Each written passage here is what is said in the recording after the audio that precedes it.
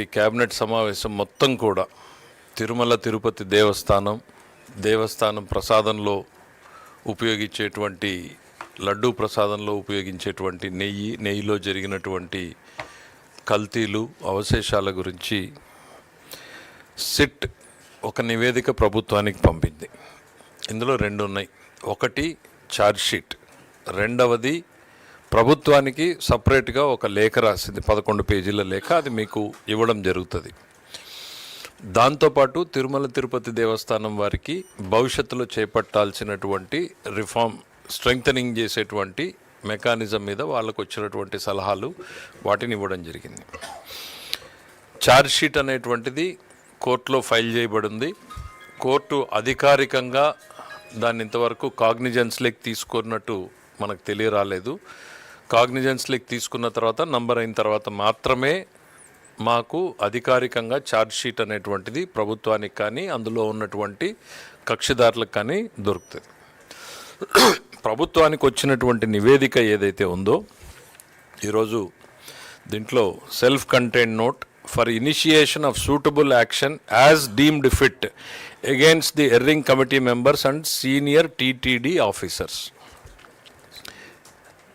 ఇది office of the special investigation team constituted under the honourable orders of the supreme court of India, CBI. Confidential అనేటువంటిది CBI నుంచి ఈ ప్రభుత్వానికి వచ్చినటువంటి నివేదిక. ఈ నివేదికని ఈరోజు క్యాబినెట్ ముందు పెట్టడం జరిగింది. ఇందులో జరిగినటువంటి సంక్షిప్తంగా, ఇది ఛార్జ్షీట్ అయితే మరీ డీటెయిల్డ్గా ఉంటుంది, సంక్షిప్తంగా జరిగినటువంటి లోటుపాట్లని, ప్రభుత్వానికి అందుబాటులో ఉన్నటువంటి సమాచారాన్ని కూడా అధికారులు క్యాబినెట్ దృష్టికి తీసుకురావడం జరిగింది. చాలా నివ్వెరబోయేటువంటి విషయాలు. అంటే ఇంత స్థాయికి దిగజారుతారా? ఎస్, నిన్న వాళ్ళే అన్నారు కల్తీ సహజమని ఎక్కడో అన్నారు. ఒకవేళ వాళ్ళ మాట నిజమా కాదా అనేటువంటిది పక్కన పెడితే, శ్రీవారి క్షేత్రంలో ఇంత స్థాయిలో అక్రమాల్ని తెలియక జరిగితే తప్పనొచ్చు, తెలిసి కళ్ళ ముందు జరుగుతూ ఉంటే కూడా మౌనంగా ఉన్నారా, అందులో భాగస్వాముల అనేటువంటిది కూడా అనుమానం వస్తే ఖచ్చితంగా భాగస్వాములు అనే రకంగానే మనకున్నటువంటి అన్ని ఆధారాలు తేలుతూ ఉన్నాయి. వీళ్ళు ఏం జరిగింది అనేటువంటిది ఒక్కసారి మనం రివ్యూ చేసుకుంటే, ఇది వెలుగులోకి రావడానికి కారణం గౌరవ ముఖ్యమంత్రి గారు ఎన్డీఏ పక్షాలకు సంబంధించినటువంటి సమావేశంలో ఇట్లా అవశేషాలు, జంతు కొవ్వు అవశేషాలు ఉన్నాయి అనేటువంటి ఒక మాటని ప్రస్తావించినప్పుడు దాని మీద సుదీర్ఘంగా చర్చ జరగడం, రాష్ట్ర ప్రభుత్వం రియాక్ట్ అయ్యి సిట్ వేయడం, ఆ తర్వాత సుప్రీంకోర్టు దాంట్లోకి ఇంటర్వ్యూన్ అయిన తర్వాత సిబిఐ నేతృత్వంలో సిట్ వేసింది. సిట్ ఛార్జ్షీట్ ఫస్ట్ వేసింది, మళ్ళీ సప్లిమెంటరీ ఛార్జ్షీట్ కూడా వేసింది. అయితే ముఖ్యమంత్రి గారు ఏ నేపథ్యంలో దాన్ని మాట్లాడారు అనేటువంటిది మనం మరొక్కసారి స్పష్టం చేయాల్సినటువంటి అవసరం ఉంది. ముఖ్యమంత్రి గారు ఏదో క్యాజువల్గానో రాజకీయ కోణంలోనో మాట్లాడలేదు. ఆ రోజు ప్రభుత్వానికి అందుబాటులో ఉన్నటువంటి సమాచారం, ఎన్డీడీబీ సిఏఎల్ఎఫ్ రిపోర్ట్. ఇందులో లాస్ట్ పేజ్కి వెళ్తాను, ఎందుకంటే కన్క్లూజన్స్ అక్కడే ఉంటాయి కాబట్టి. మీకు ఇవన్నీ కూడా కొన్ని షేర్ చేయడం జరుగుతుంది. ఇందులో వాళ్ళొక టెస్ట్ ఏదో చేశారు గీకి. ఆ టెస్ట్ చేసినప్పుడు ఎస్ వాల్యూస్ ఏంటి అన్నప్పుడు ఆ ఎస్ వాల్యూస్ ఏవో తేడా ఉన్నాయి. ఇట్ ఈస్ ప్యూర్లీ టెక్నికల్, దాన్ని కాసేపు పక్కన పెడితే దీనివల్ల ఈ ఎస్ వాల్యూస్ తేడా ఉండడం మూలాన ఏంటి అంటే వాళ్ళు రాసింది S value equation for its suspected adulterants as per ISO ప్రకారం, కోడ్ ప్రకారము ఏవేవి ఇందులో సస్పెక్టెడ్ అడల్టరెంట్స్ ఉండేటువంటి అవకాశం ఉంది. ఇది మనం ముఖ్యమంత్రి గారు ఏదో చేసిన ఆరోపణ కాదు. ఎన్డీడీబీ ఆ రోజుకు అందుబాటులో ఉన్నటువంటి రిపోర్ట్లో ఏం చెప్పారంటే, soybean, sunflower, Alia, rape seed, cotton seed, fish oil number 1 column. Number 2 column coconut and palm kernel fat. Number 3 palm oil and beef టాలో. Number 4 lord. దయచేసి వెనక మాట్లాడే వాళ్ళు బయటికి వెళ్ళి మాట్లాడొచ్చమ్మా. నంబర్ 4 అందులో ఇందులో ఫిష్ ఆయిల్ ఉంది, బీఫ్ టాలో ఉంది, లార్డ్ ఉంది. ఇవి సస్పెక్టెడ్ అనేటువంటిది ల్యాబ్ ఇచ్చినటువంటి రిపోర్ట్. దీని ఆధారంగానే గౌరవ ముఖ్యమంత్రి గారు ఆ రోజు మాట్లాడారు. ఇన్ఫ్యాక్ట్ ఆ రోజు సమాజం నివ్వెరపోయింది. ఏంటి ఇది, ఎందుకనంటే ఆ రోజుకి ల్యాబ్ రిపోర్ట్ ఉంది అనేటువంటిది కూడా బయట పెట్టలేదు. తనకు సమాచారం వచ్చిందని గౌరవ ముఖ్యమంత్రి గారు మాట్లాడారు. పోనీ ఇదేమన్నా మొదటిసారా అని ఒక్కసారి చూస్తే, గౌరవ ముఖ్యమంత్రి గారు ప్రమాణ స్వీకారం చేసిన వెంటనే వేసిన ఫస్ట్ 2 పోస్టింగ్స్లో ఒక పోస్టింగు తిరుమల తిరుపతి దేవస్థానం ఎగ్జిక్యూటివ్ ఆఫీసర్గా శ్యామలరావు గారిని నియమించడం, ప్రక్షాళనని మొదలుపెట్టు అని చెప్పడం. ఆ ప్రక్షాళన ప్రక్రియలో భాగంగా శాంపుల్స్ పోయినప్పుడు ఇందులోకి వెలుగులోకి వచ్చింది. వెలుగులోకి వచ్చిన అంశాన్ని దాచాలా, ముఖ్యమంత్రిగా ప్రజల ముందు పెట్టాలా, అదే ఆయన చేశారు. ఇది గతంలో ఏం జరిగింది అనేటువంటి చూస్తే 2022 3/8/2022న సిఎఫ్టిఆర్ఐ అంటే గత ప్రభుత్వ హయాంలో CFTRI central food technological research ఇన్స్టిట్యూట్కి సేమ్ శాంపిల్స్ అప్పుడున్నటువంటి ఈఓ గారు పంపించడం జరిగింది. అందులో కూడా ఈ బెటాసిస్టోస్టెరాల్ అనేటువంటిది పాజిటివ్ వచ్చింది అని. అంటే దాదాపు ఇప్పుడు టెస్ట్ రిపోర్ట్లో ఏవైతే అందులో కన్క్లూజన్స్ ఏమి ఇచ్చారనేటువంటిది మనకు తెలీదు. బెటాసిస్టోస్టెరాల్ ఏదైతే ఉందో దాని మీద ఆ రోజు రిపోర్ట్ ఇచ్చింది. 2022లో రిపోర్ట్ ఇస్తే దాన్ని తొక్కిపెట్టి దాన్ని సరిదిద్దేటువంటి చర్యలు తీసుకోకపోగా దాన్ని కొనసాగిస్తూ మరింత విస్తృతపరిచే రకంగా ఆ రోజు ఉన్నటువంటి బోర్డు చైర్మన్ గారు కావచ్చు, కొంతమంది అధికారులు కావచ్చు, అందులో సభ్యులకు పాత్ర ఉంది అనేటువంటిది స్పష్టంగా తేల్చి చెప్పడం జరిగింది. ఎంత మేరకు మీరు ఎట్లా అంటారు బోర్డుని అనేటువంటిది ఒకటి మాట్లాడితే, ఇందులో ఒక కన్క్లూజన్ పేరాకి చదివి వినిపిస్తాను మీకు. కన్క్లూజన్ పేరాలో ఏం చెప్పారు అనంటే,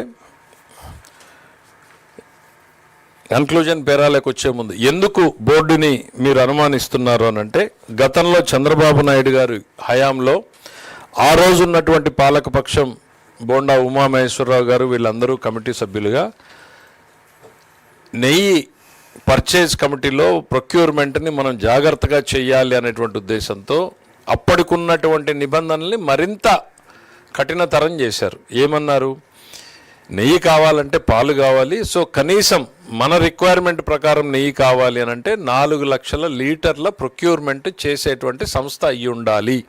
దానికి సైంటిఫిక్ క్యాలిక్యులేషన్ ఉంది, 4 లక్షలు ఎందుకు వచ్చారనేది అది చాలా డీటెయిల్డ్గా రిపోర్ట్లో ఉంది. తర్వాత కనీసం 3 సంవత్సరాలు డైరీ యాక్టివిటీలో ఉండాలి అని ఉంది. 250 కోట్ల రూపాయల వల్ల టర్నోవర్ ఉండాలి అనేది పెట్టారు. ఈ 3 నిబంధనల్ని పెడితే తర్వాత వచ్చినటువంటి ప్రభుత్వంలో దాన్ని ఆమోదించింది ధర్మారెడ్డి గారే ఆమోదించారు. ఆ నిబంధనల్ని ధర్మారెడ్డి గారు అండ్ తర్వాత ఉన్నటువంటి ఈవ గారు ఆమోదించిన తర్వాత ఈ టెండర్లు చేయాలి అనుకున్నప్పుడు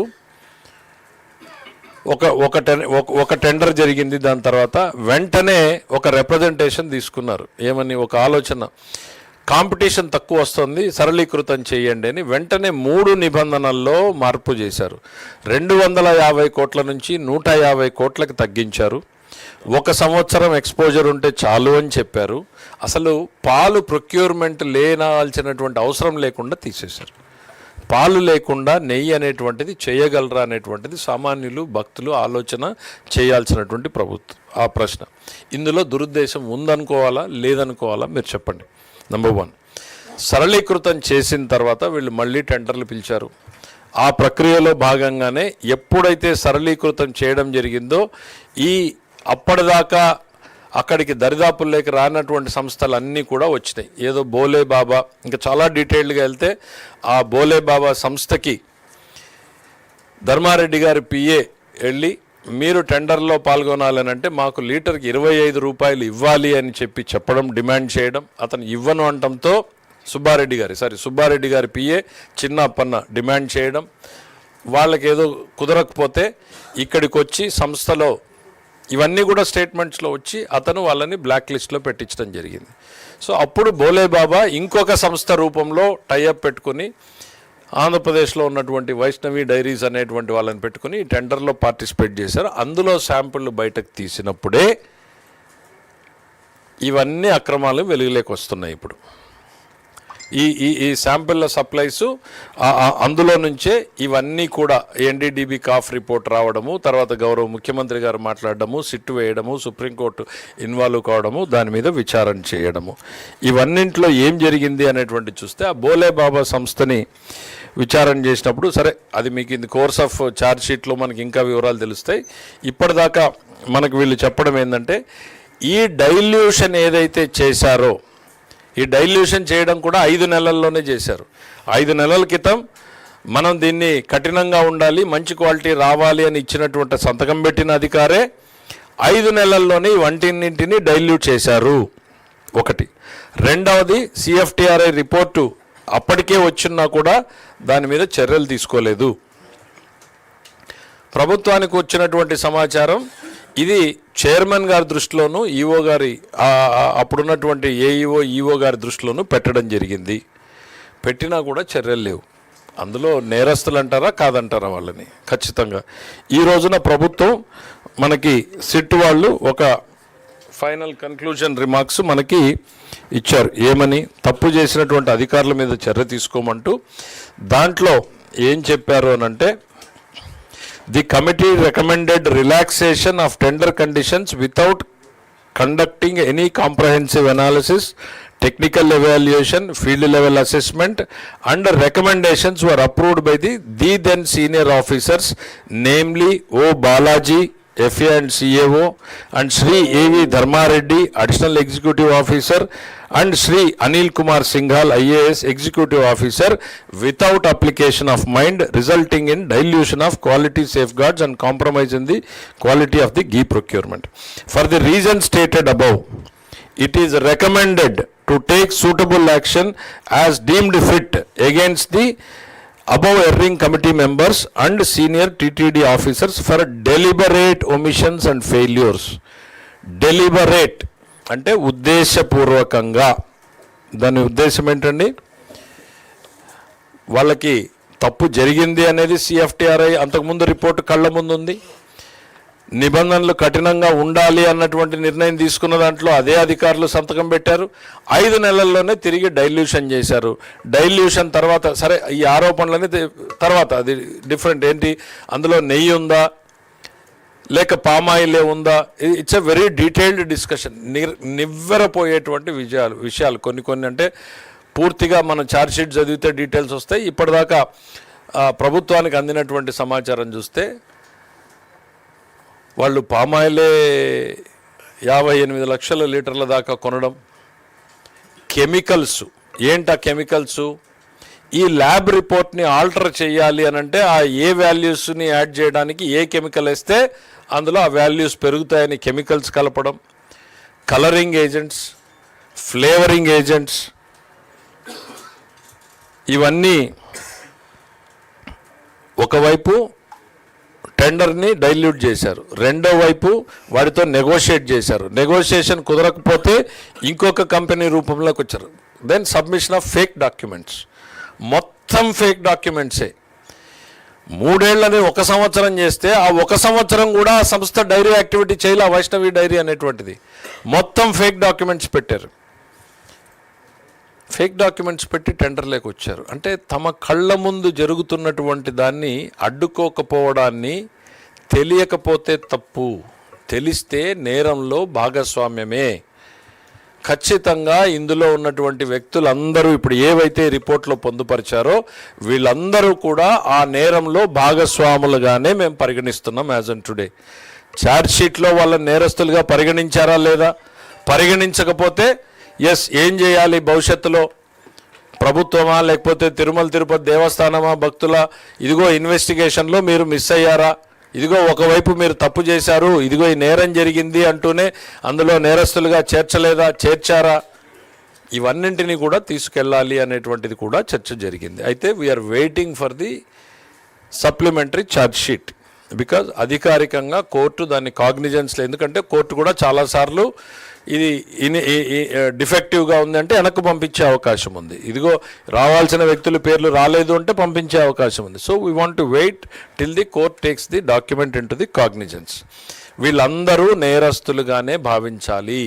శ్రీవారికి అపచారం చేసినటువంటి సంఘటనలో ఈ నేతలందరూ కూడా సుబ్బారెడ్డి గారి దగ్గర నుంచి, ధర్మారెడ్డి గారి దగ్గర నుంచి, సింగాల్ గారి దగ్గర నుంచి కింది స్థాయి కమిటీలో ఉన్నటువంటి వీళ్ళందరి మీద చర్యలు తీసుకోమని ఏదైతే రిపోర్ట్ నివేదిక ఇచ్చిందో వీళ్ళని నేరస్తులుగానే పరిగణించమని ఈరోజు భావించడం జరిగింది.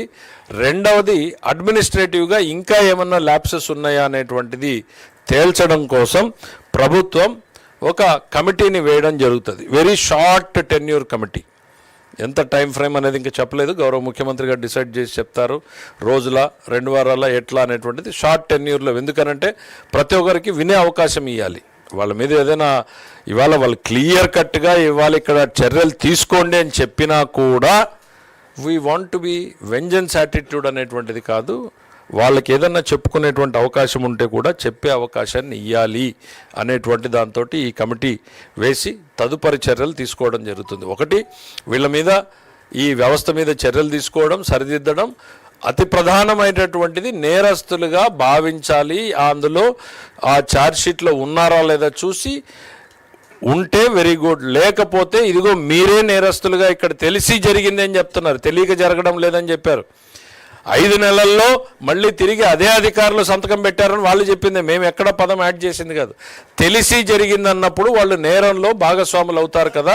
ఈ కోణం ఎందుకు చూడలేదు అని ఎవరు అడగాలి, మనమా ఏంటి అనేటువంటి దాని మీద కూడా ఏజీ గారిని పిలిచి కూడా అడ్వైజ్ అడగడం జరిగింది. So it will take some more time, but ఇమీడియట్గా అయితే మాత్రం కమిటీని ఏర్పాటు చేసి ప్రభుత్వం చర్యలు తీసుకుంటుంది. తిరుమల తిరుపతి దేవస్థానం పవిత్రతని కాపాడడానికి, శ్రీవారి ప్రాభవాన్ని వైభవాన్ని ఏమాత్రం తగ్గకుండా మరింత కట్టుదిట్టమైన చర్యలు తీసుకోవాలి అనేటువంటిది భావిస్తున్నాం. శ్రీవారిని రాజకీయాల్లోకి ఎక్కడా కూడా ఉపయోగించుకోవడానికి వీలు లేకుండా ఉండాలి. ఇప్పుడే కాదు, భవిష్యత్తులో కూడా ఎవ్వరూ కూడా రాజకీయ కోణంలో తిరుమలని కానీ శ్రీవారిని కానీ రాజకీయ కోణంలో చూడకూడదు అనేటువంటిదే ప్రభుత్వాధినేతగా గౌరవ ముఖ్యమంత్రి గారి ఆలోచన, ఉప ముఖ్యమంత్రి గారి ఆలోచన, ఎంటైర్ పార్టిసిపేట్ చేసిన క్యాబినెట్ మొత్తం అదే అభిప్రాయపడింది. ఇవాళ మేము ఈరోజు మాట్లాడుతూ ఉన్నా విధి లేనటువంటి పరిస్థితుల్లోనే మాట్లాడుతున్నాం, బాధతోనే మాట్లాడుతూ ఉన్నాం. ఇదేదో రాజకీయంలో ఒక ఎత్తుగానో లేకపోతే వాళ్ళు చేసినటువంటి చర్యల పట్ల లబ్ధి పొందాలనేటువంటి ఆలోచన ఏమాత్రం కూడా ఈ ప్రభుత్వంలో ఉన్న మాకెవరికీ కూడా లేదు. దాదాపు చాలామంది ఉన్నటువంటి వాళ్ళు శ్రీవారి భక్తులే. ఒక భక్తుడిగా ఆ మనోభావాలు ఎట్లుంటాయనేటువంటిది ప్రతి ఒక్కరూ ఫీల్ అయిన దాంతో మాట్లాడుతూ ఉన్నాం. ఖచ్చితంగా ప్రభుత్వం ఈ దిశగానే ప్రయత్నం చేస్తున్నాం. రాజకీయాలకు అతీతంగా దోషులు అనేటువంటి వాళ్ళు నిలబడాలి, ఇటు ప్రజల్లోనూ అటు చట్టం ముందు. భవిష్యత్తులో మరింత కట్టుదిట్టమైన చర్యలు తీసుకునేలా, తప్పు చేయడానికి భయపడేలా ఉండాలనేటువంటిది, మరీ ముఖ్యంగా శ్రీవారి విషయంలో ఉండాలనేటువంటిది అందరి ఆలోచన. Thank you.